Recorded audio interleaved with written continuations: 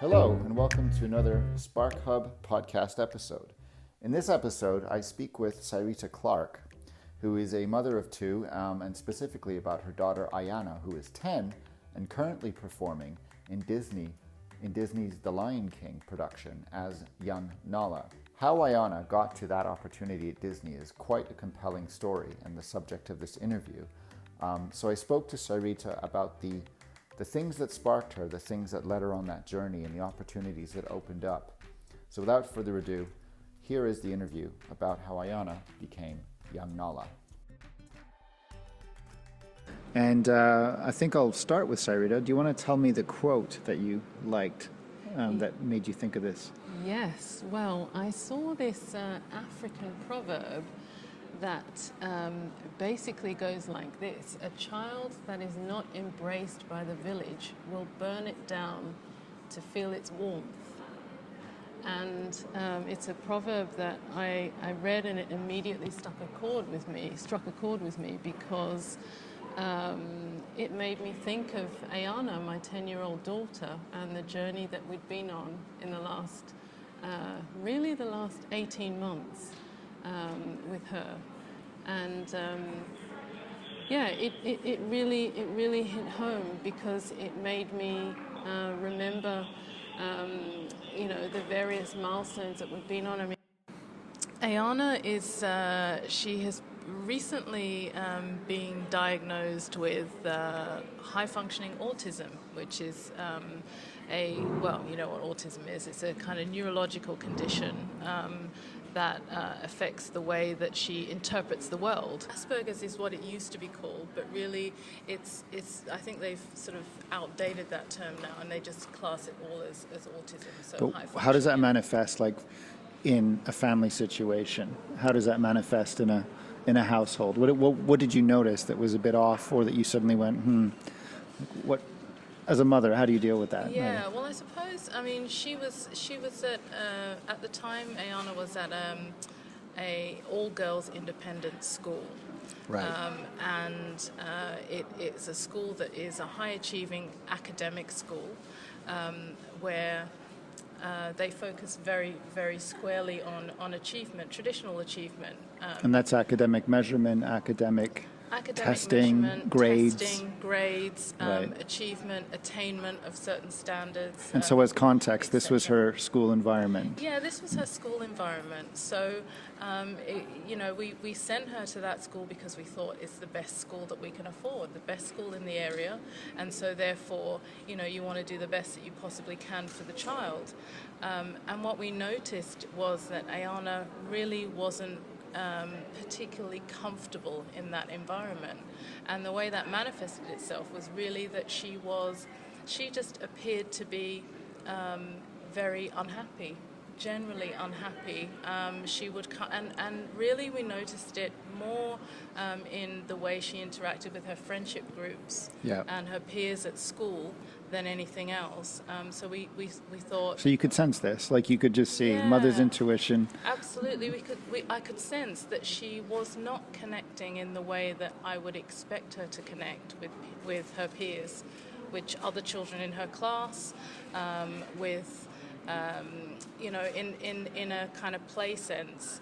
She just wasn't able to really kind of generate those kind of connections and establish friendships as you would expect a child of sort of 7, 8, 9 to be able to do quite intuitively.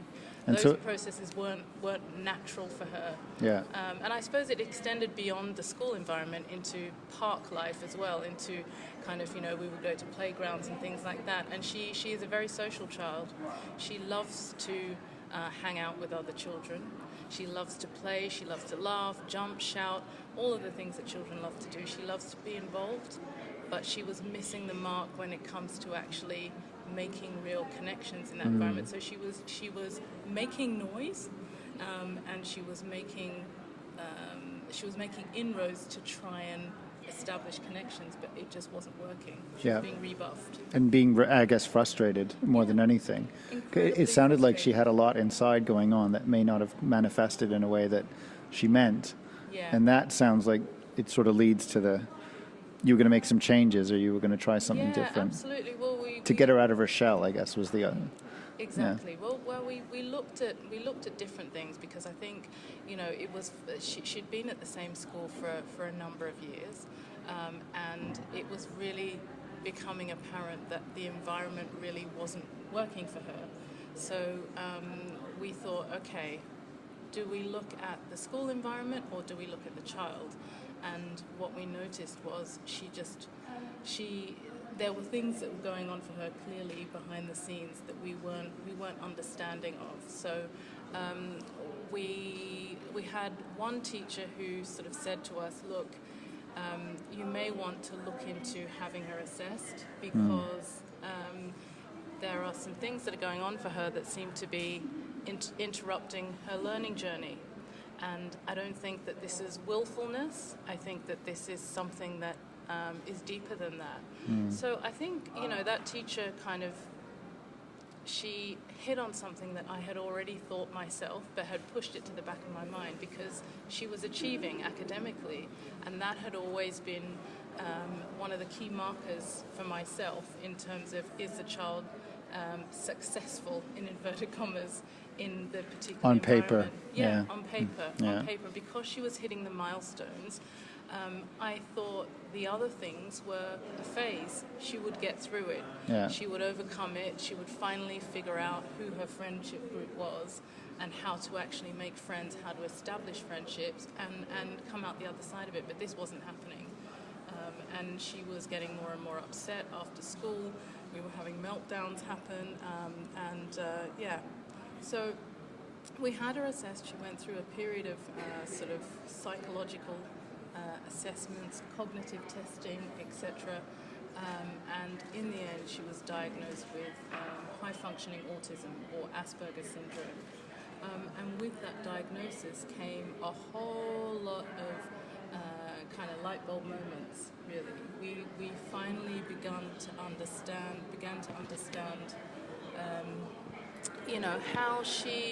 how her brain worked. We began to understand why it was difficult for her to make friends, why she maybe kind of appeared on the outer circle of her peer group, and the things that she struggled with. And we also began to understand her natural affinity for certain things like music and rhythm and dance, and really anything to do with physical and musical creativity. So you could actually see where the source... I mean, there's a story I told you, and I'll tell it again here. It's in a video called Do Schools Kill Creativity by Sir Ken Robinson, and there's a segment where he talks about a mother who takes her daughter to be diagnosed, and we're talking way back in the early 1900s, I believe, way before all the modern and diagnostic tools in autism came along. And the doctor... basically, he was there to diagnose the daughter and say whether or not she could achieve or be academically gifted. And the mother said, something's wrong with her, is the short version. And the doctor said, well, maybe, but give me a minute. And he said, come with me. I'm going to play the radio, and we're going to watch her without her knowing.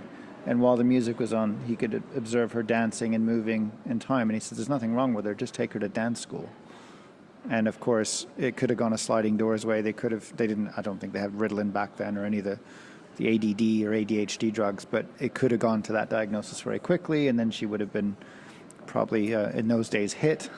But alternately, she got put through this other door, and she became one of the choreographers for Cats and Wow. Lloyd Webber. So I bring that story up because of the next part of the story, which is where Ayana ultimately ended up, which is, let's face it, she's working for Disney, the big House of Mouse. And, now we're 2022.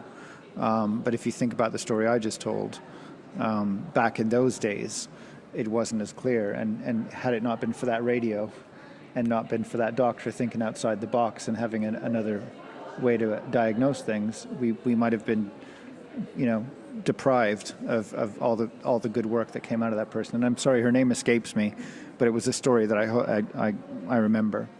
But it'd be great to hear how all of this stuff that was going on Ayana's life eventually led. What was the moment where she suddenly sort of got on a path to Disney and got on a path to getting into a play? I mean, well, she's always been We've always noticed that she is a very naturally musical child. She picks up tune and replicates tune very easily, effortlessly. She sings on pitch effortlessly.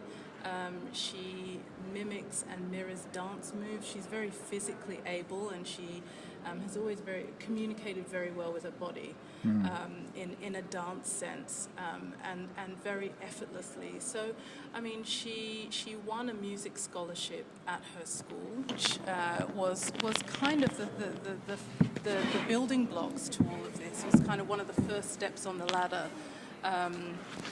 They launched a music scholarship initiative, and they called for children who played an instrument to audition for this scholarship opportunity that resulted in 3 years of free private music tuition. Ayana didn't play a musical instrument at the time. The awards were open to children from year 3 to year 6. And so I just emailed the musical director and said, her voice is her instrument. There you go. Can she sing Yeah. for you? And he said, well, yes, vocal training is equally valid. It's worded as children who play an instrument, but bring her along. And so she did this audition, and she was awarded the scholarship. Wow. How did that feel? Like, let's not skip that moment. How did it feel to get that feedback after? Oh, it was great. It was amazing. I mean, she's a very unassuming child. She's not a stagey kind of kid. And so she just took it in a stride, and she was awarded this scholarship, and they asked her what instrument she would like tuition in, and she said, well, I think I'd just like to continue singing. Wow. So she told them, didn't she? Yeah. So she had a couple of years of vocal tuition, and then we were sort of looking at other opportunities. She was at a dance school, performing arts school in Brixton called Acacadmically-led, and somebody mentioned that the Lion King were running a search for children to attend the Lion King Cub Academy, which is a 10-week training program whereby they select 25-ish children who then train for 10 weeks in sort of professional singing, dancing, acting, puppetry, etc. And then at the end of that 10-week program, the 25 children then go on to audition for the roles of Simba and Nala, who are the two Lion King cubs in the musical. What did Ayana know about Lion King prior to this? Did she ever see it on TV or? She'd seen the movies. Yeah. She'd seen the movies. She loved them. She knew the songs. Okay. She was not particularly aware of the musical, the stage musical, but she loved the Disney movies like most children do. So she knew the story very well. And I think she wanted to be part of the process of Cub Academy. The dream of being on stage was never something that she vocalized. So it was the process that she liked, and the rhythm and the procedure and the protocol and the... Yeah, I think it was a chance to be amongst like-minded children, which is really what the sort of golden moment of realization for me was as a parent over the last sort of 6 to 12 months is I need to find this child a village that is going to embrace her. Yeah, just like the expression.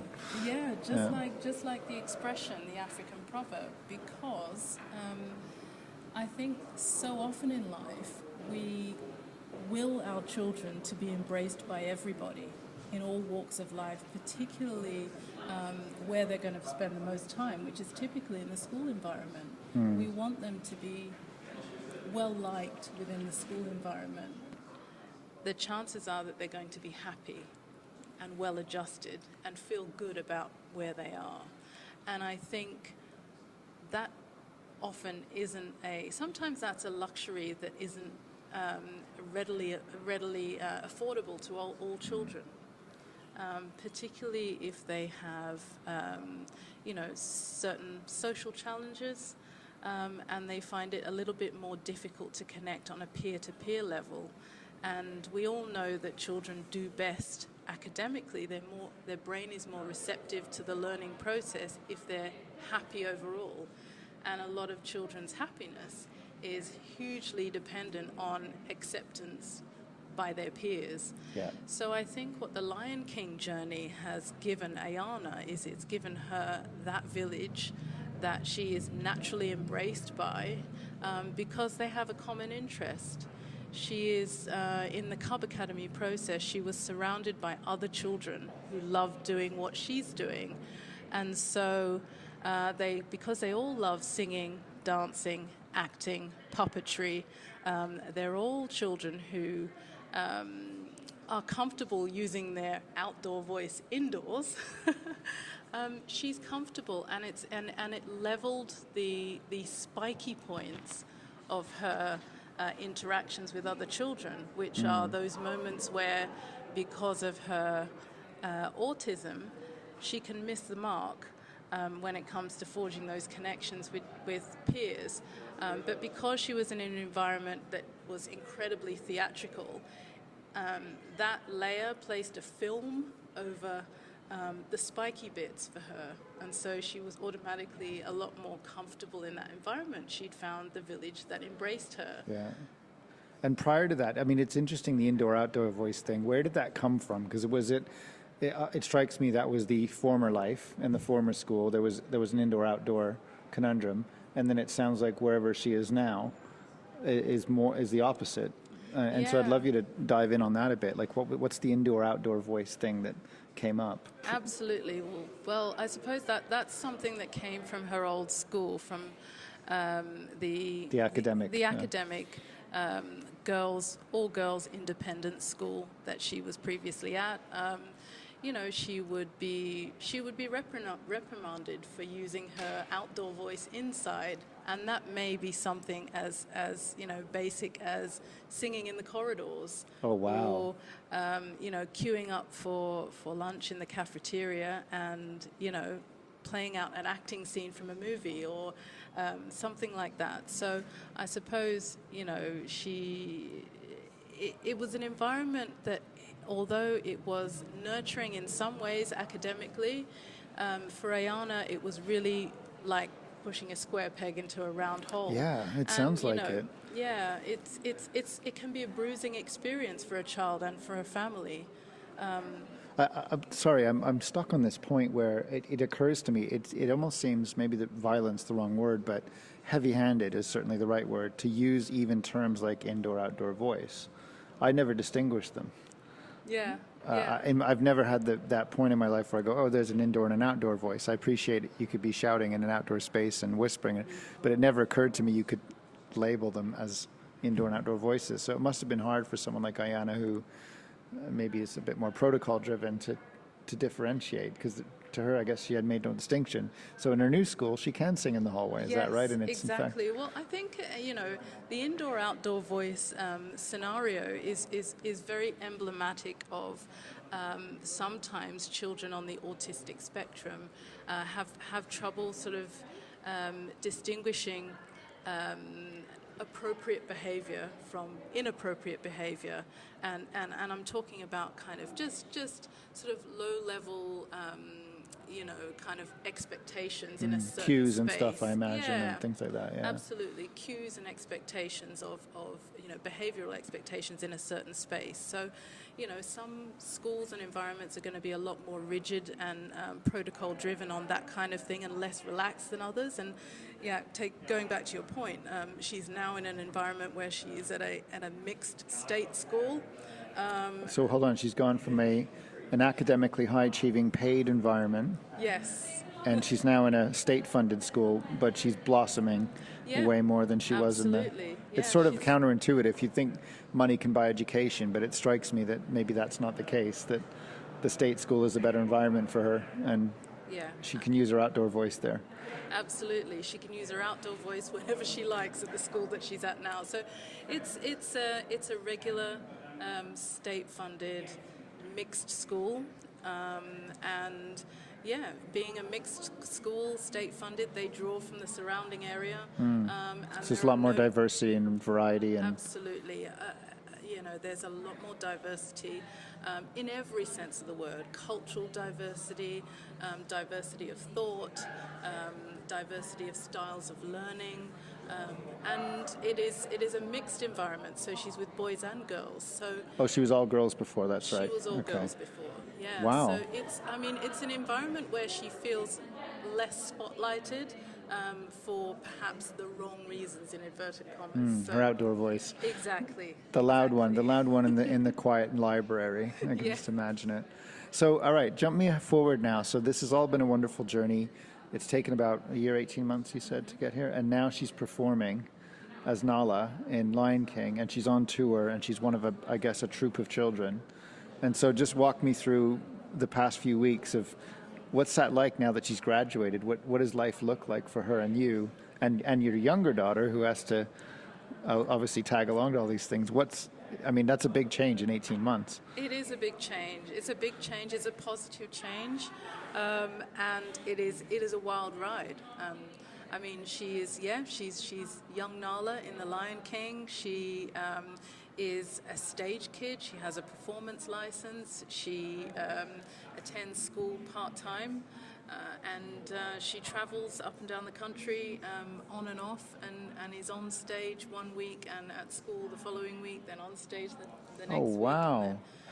So it's a lot of flipping of schedules, a lot of management of schedules, but I think for Ayana, what it's done is it's really boosted her sense of self, and it's made her grow up very quickly in terms of a real sort of boost in her independence.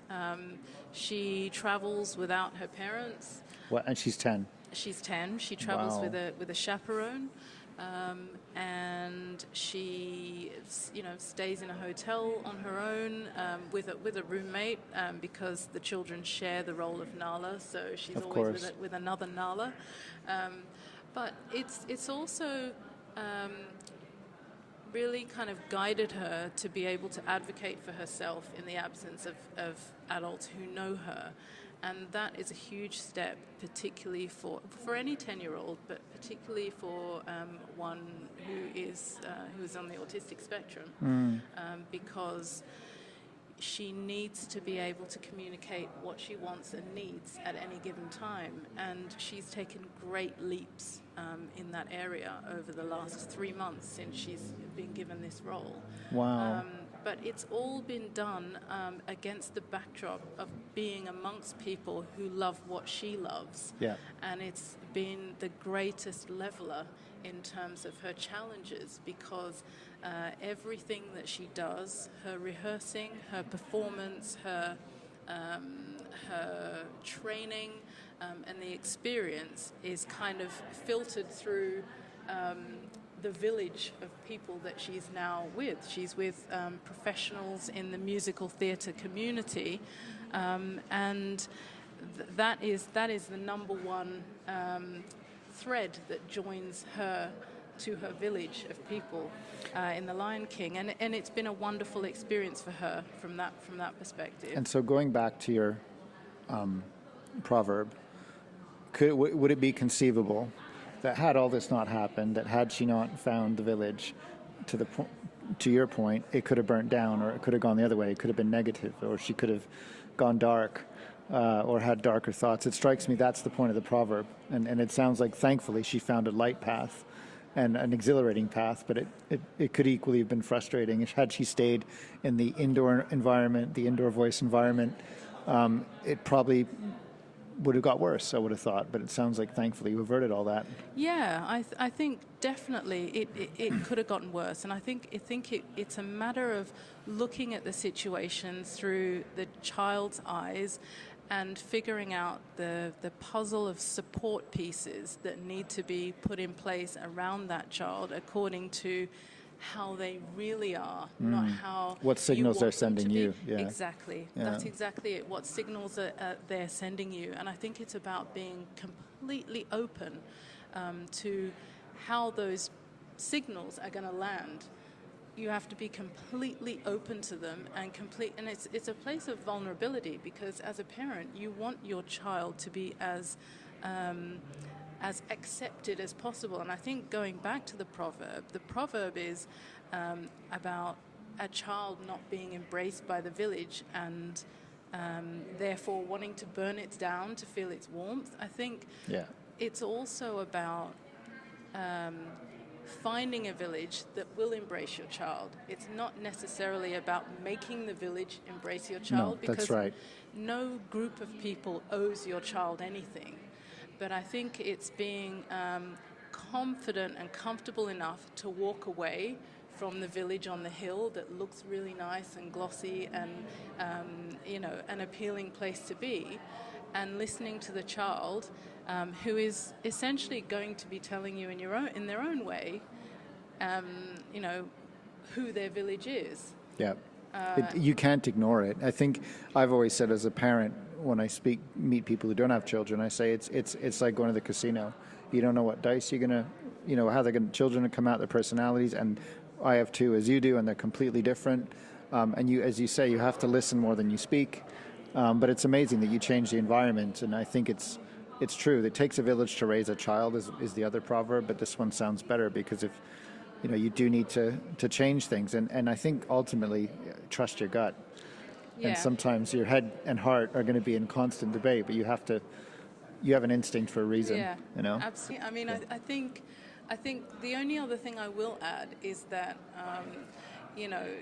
one of the things that we have as a family really benefited from over the last 12 months is this whole kind of embracing the idea of sideways growth, and not actually just looking at, our children as, we must be bigger, better, faster, stronger, more intelligent, than the next child, but more so looking at how we can grow in different ways that aren't necessarily driven by, traditional markers of success. Yeah. And I think that's one of the things that has helped Ayana on her journey as well, is a kind of relaxing of the rules, as it were, in terms of growth, and looking at her as a person who is a little person who has strong interests, and leaning on those interests as pinch points, and recognizing that the vertical growth is almost needs to be thought of as secondary to the horizontal growth, because once the horizontal growth is there, they have a much firmer platform through which they can build that vertical growth, which is the traditional milestones of attainment that, whether we like it or not, we all have to kind of have as part of our lives somewhere. But without that kind of strong backdrop of horizontal growth, it's more difficult for children, particularly in this day and age. So it's so funny because that concept of horizontal and vertical is what in my day job I talk about in marketing. And there's a foundation level of stuff you can't ignore, that if you don't have the foundation, everything else falls over. Yeah. And so it's interesting to hear you use that in a context of a child, that they have horizontal and vertical growth opportunities. But you're right, they have to, for the trend to go in the right direction and not go negative, it has to be horizontal, vertical steps. Yeah. Well, thanks for joining today. Appreciate your time and appreciate the story. Thanks for having me. It's been a great chat. All right. See you soon. Thanks for listening to this episode of our podcast. If you like what you hear, you can dive into a lot more on thesparkhub.com.